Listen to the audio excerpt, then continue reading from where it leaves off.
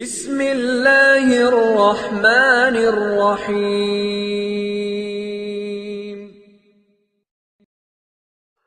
بسم اللہ الرحمن الرحیم وبہ نستعین۔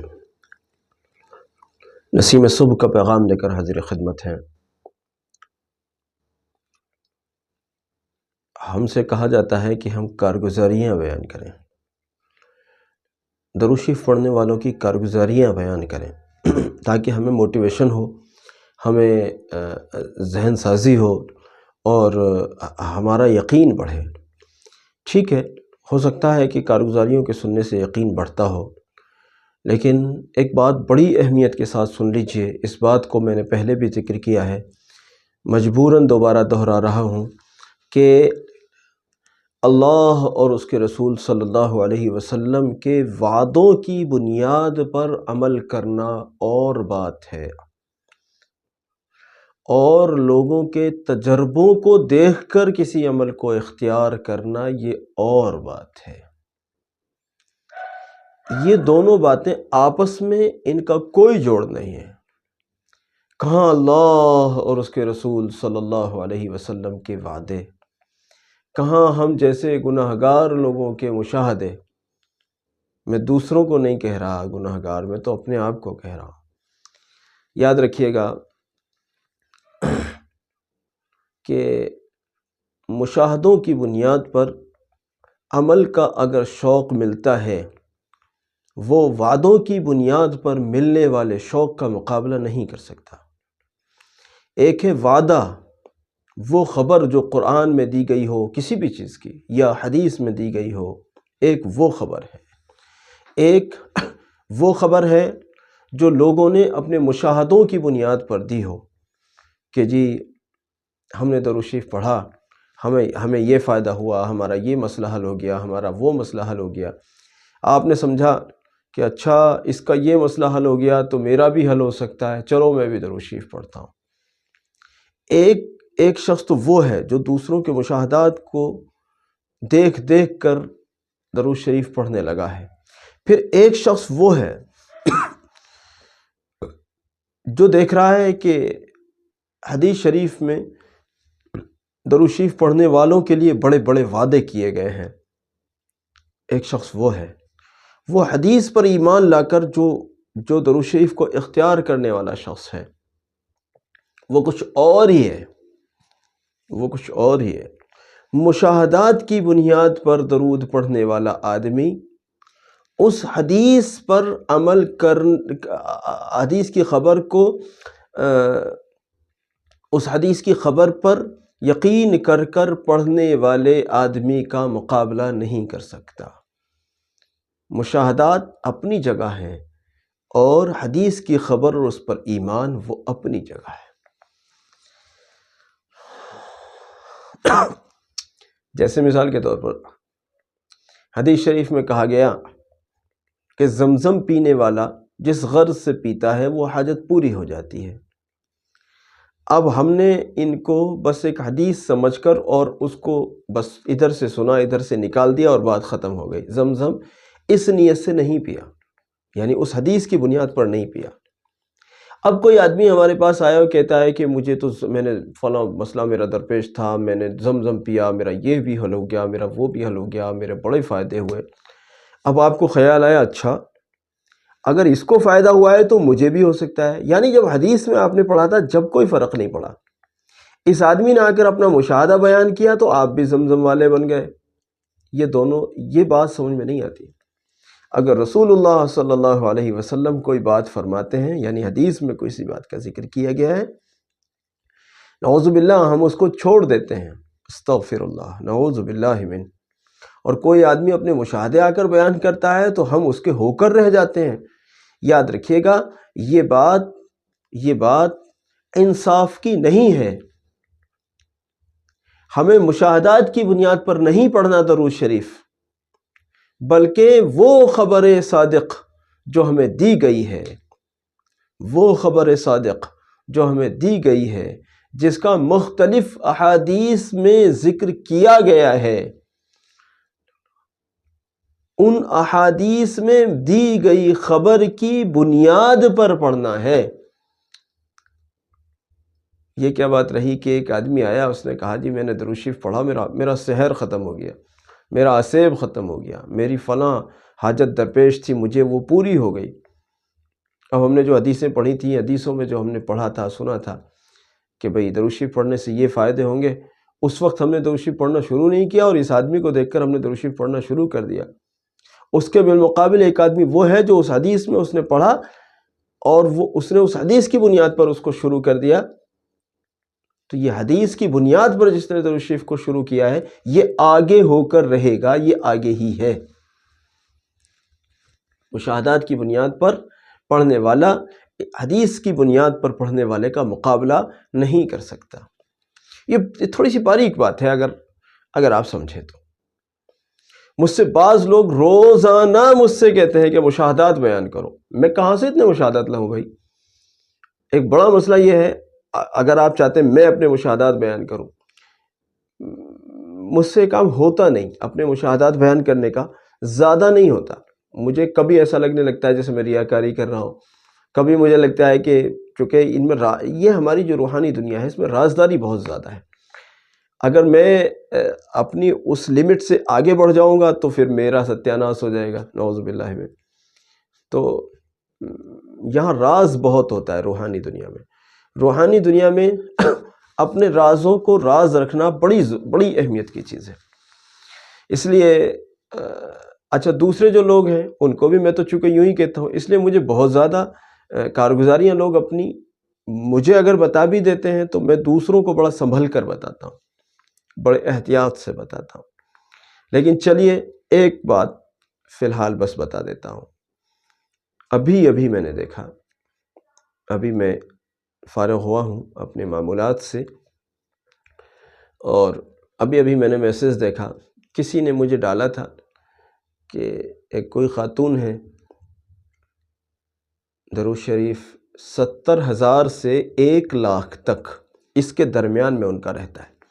جس دن زیادہ ہوا اس دن 1,00,000، جس دن کم رہ گیا اس دن 70,000، یہ ان کا رہتا ہے۔ تو ابھی انہوں نے جو مجھے ڈالا، انہوں نے مجھ سے کہا کہ میں نے مغرب کے بعد چائے بنانے کے لیے کچن میں گئی تو میں نے دیکھا کہ نبی صلی اللہ علیہ وسلم سامنے سے تشریف لاتے ہیں۔ اب یہ بھی تو مصیبت ہے، میں اس طرح کی بات بتانے چلا ہوں جس کو کئی لوگ کہیں گے کیا بکواس کرنے لگ گیا یہ آدمی۔ میں اللہ کی قسم یہ بکواس نہیں ہے، میں تو آپ کو کہتا ہوں جیسے میں بتاتا ہوں ایسے کرو تو صحیح، ذرا بیداری میں نبی صلی اللہ علیہ وسلم کا دیدار نہ ہو تو کہنا۔ باقی اصل تو ان کے نظر کرم کے ہی اوپر بات ہے، میں کوئی گارنٹی تو نہیں لے سکتا ہے، تو جس پر نظر کرم ہو جائے اس کے لیے یقین بھی ہو اور عشق بھی ہو، طلب بھی ہو۔ یہ میں بکواس نہیں کر رہا، سچی بات بتا رہا ہوں۔ ابھی مجھے اور آج ہی کی بات ہے، ابھی میں عشاء کے بعد بیٹھا ہوا ہوں، آپ کو جب یہ کلپ ملے گی تو فجر کے بعد ملے گی، لیکن اس کی ریکارڈنگ عشاء کے بعد ہوتی ہے، اس وقت عشاء کے بعد کا وقت ہے، میں اپنے معمولات سے فارغ ہو کر بیٹھا ہوں، اور انہوں نے جو اپنا بھیجا تھا وہ مغرب کے بعد کا بھیجا ہے، اور میں نے ان کے اس میسیج کو عشاء کے بعد یعنی اب اپنے معمولات سے فارغ ہو کر اس ریکارڈنگ سے پہلے دیکھا ہے۔ انہوں نے کہا کہ میں چائے بنانے کے لیے اپنے کچن میں گئی، چائے بنا رہی تھی، تو میں نے دیکھا سامنے سے نبی صلی اللہ علیہ وسلم نہایت سفید لباس میں تشریف لاتے ہیں، ان کے ساتھ ایک صاحب اور بھی کوئی ہیں اور ہاتھ میں عصا ہے، اس طرح سے نبی صلی اللہ علیہ وسلم تشریف لاتے ہیں۔ یہ انہوں نے مجھے لکھ کر بھیجا ہے۔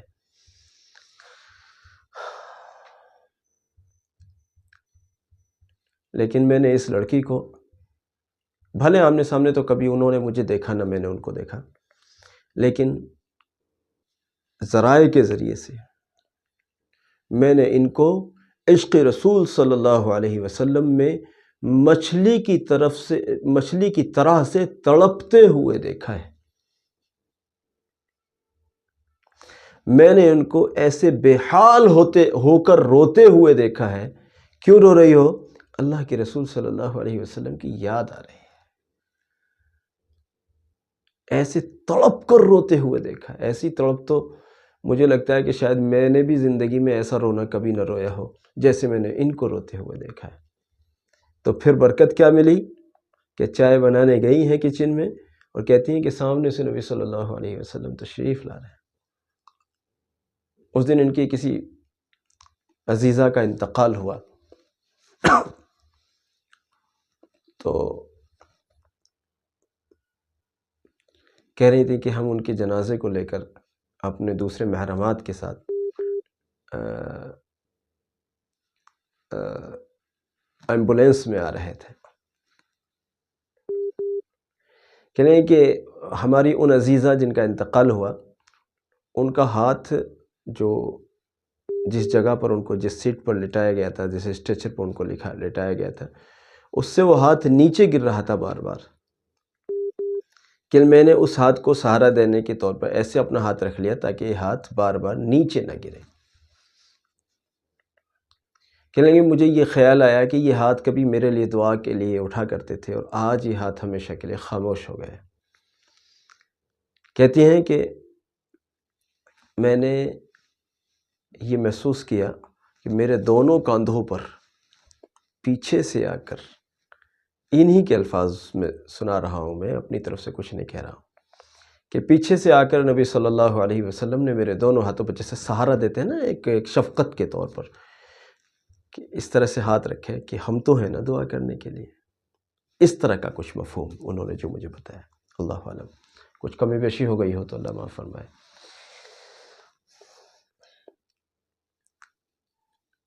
یہ درود شریف پڑھنے والوں کے اس دور کے حال بتا رہا ہوں میں آپ کو. یہ کتابوں سے نہیں لایا ہوں میں، یہ کتابی واقعہ نہیں ہے کہ صاحب وہ 200 سال پہلے کا واقعہ ہے یا 1000 سال پہلے، نہیں.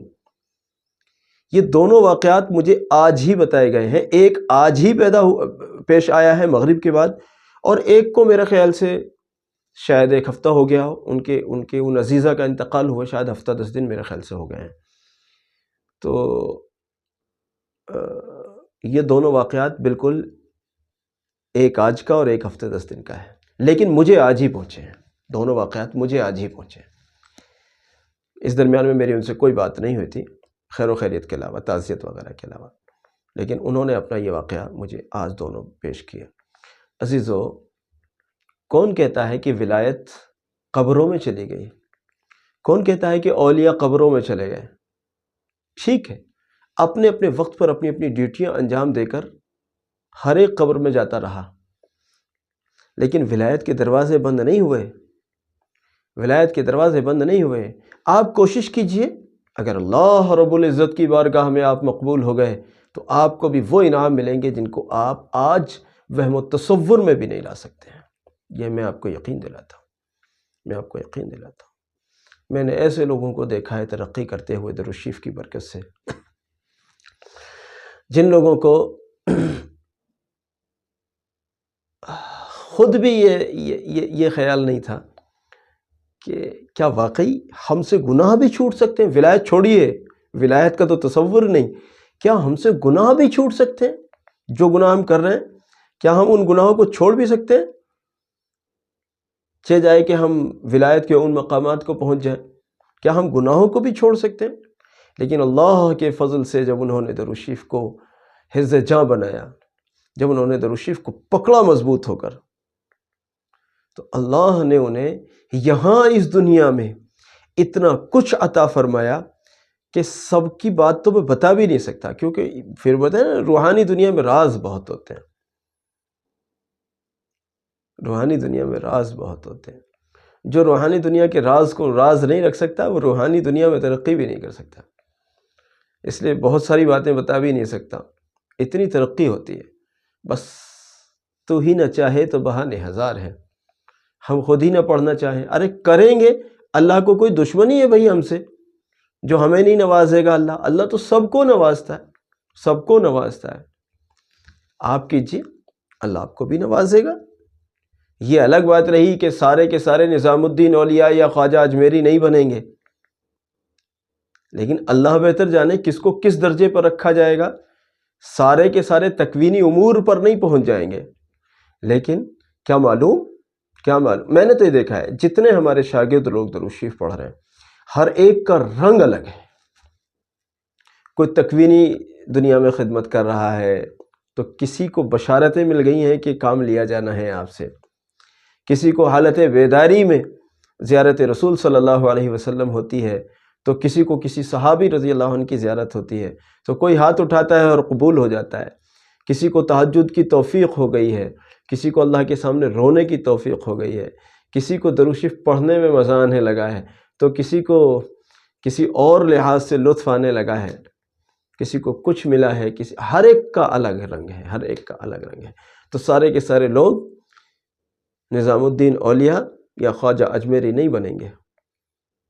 کسی کو کچھ بنایا جائے گا، کسی کو کچھ عطا کیا جائے گا، جس کو جتنا چاہیں گے اللہ اتنا عطا فرمائیں گے. لیکن درود شریف کے ذریعے نبی صلی اللہ علیہ وسلم کے قرب کی جو بات کہی گئی ہے، ہمارا تجربہ، ہم نے جو درود شریف پڑھنا شروع کیا یا کثرت جو شروع ہوئی، اور جو دوسروں کو پڑھنے والوں کو دیکھا جنہوں نے ہماری معرفت پڑھنا شروع کیا، وہ تو ہمارے ہی رابطے میں ہے نا. جنہوں نے اور دوسرے حضرات کے معرفت پڑھنا شروع کیا ان کے احوال ان کو پتہ ہوں گے، مجھے ان کے زیادہ نہیں معلوم، لیکن جن لوگوں نے ہماری معرفت پڑھنا شروع کیا ان کے احوال تو وہ ہمیں بتاتے ہیں نا. ہم اس نتیجے پہ پہنچے ہیں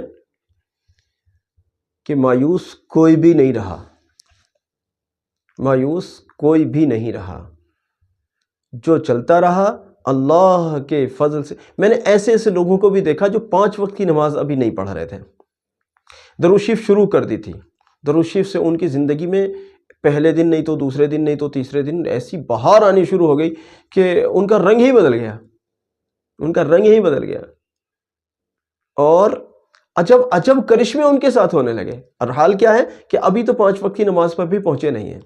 لوگ کہتے ہیں، ایسے جملے آتے ہیں میرے پاس میں، لوگ کہتے ہیں اجی یہ تو پرانے لوگوں، استغفر اللہ یار، کیوں لوگوں کو گمراہ کر رہے ہو؟ کیوں شرم نہیں آ رہی لوگوں کو گمراہ کرتے ہوئے؟ کیسے کہہ دیا آپ نے یہ بات پرانے لوگوں کی بات ہے؟ یہ بات غلط، یہ جملہ غلط ہے کہ پرانے لوگ نہیں. میرے بھائی یہ پرانے لوگوں کی کہانیاں نہیں ہیں. اللہ کے انعام پرانے لوگوں کے ساتھ نہیں تھے صرف، اللہ کے انعام تو ہر دور میں ہے. آپ آج بھی کریں گے، آج بھی اللہ کا انعام پائیں گے. میں قسم کھا کر کہتا ہوں، اللہ کی قسم کھا کر کہتا ہوں، اللہ پر یقین اور بھروسہ کر کے کہتا ہوں، آج بھی جو درود شریف پڑھ رہا ہے وہ بھی مزے مار رہا ہے، مزے مار رہا ہے. آپ بھی لو نا مزے روحانیت کے. آؤ درود شریف پڑھتے ہیں دوستو، آؤ میرے عزیزو، آ جاؤ درود شریف پڑھتے ہیں. دیکھنا پھر درود شریف پڑھ کے اللہ کیسے نوازے گا تمہیں. پھر آپ خود مجھے بتائیں گے انشاءاللہ کہ واقعی آپ نے ٹھیک کہا تھا. میں اس بات پر اللہ پر یقین کر کے، اللہ پر گمان کر کے، اللہ کی قسم کھا کر یہ بات کہہ سکتا ہوں. درود شریف پڑھنے والے محروم نہیں ہوتے. یاد رکھیے گا، درود شریف پڑھنے والے محروم نہیں ہوتے. میرے دوستو، درود شریف پڑھنے والے محروم نہیں ہوتے. بس تو ہی نہ چاہے تو بہانے ہزار ہیں. جب آپ شروع ہی نہ کرنا چاہو کہ جی یہ تو پرانے لوگوں کے کرشمے تھے، پرانے لوگوں کی کرامتیں تھیں، پرانے لوگوں کے پر ہوتا تھا، یہ ہوتا، آپ یہ وکالت بازیاں بند کیجئے، بس پڑھنا شروع کیجئے، فیصلوں کو اللہ کے حوالے کیجئے. اللہ جو چاہے گا عطا فرمائے گا. نیت کرو انشاءاللہ. فون کا استعمال کم سے کم، درود شریف کا ورد کثرت سے کریں گے. اللہ مجھے بھی توفیق عطا فرمائے، آپ کو بھی توفیق عطا فرمائے. میرے اس پیغام کو ساری امت تک پہنچانے میں معاون بنے، یہ آپ کے لیے صدقہ جاریہ ہوگا. جزاکم اللہ. السلام علیکم ورحمۃ اللہ وبرکاتہ.